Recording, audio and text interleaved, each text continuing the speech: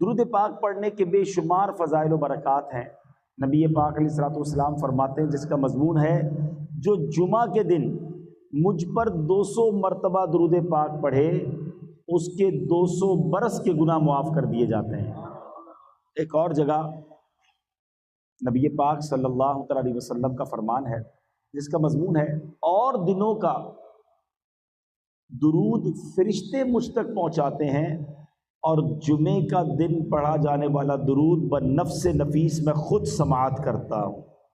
यानी आका बराह रास्त जुमे का दुरूद जो है वो समाअत फरमाते हैं। तो हमें चाहिए कि जुमे के दिन कसरत के साथ दुरूद पाक पढ़ें, मोहब्बत के साथ बाआवाज़ बुलंद दुरूद पाक पढ़ लें। सल्लु अलल हबीब सल्लल्लाहु तआला अलैहि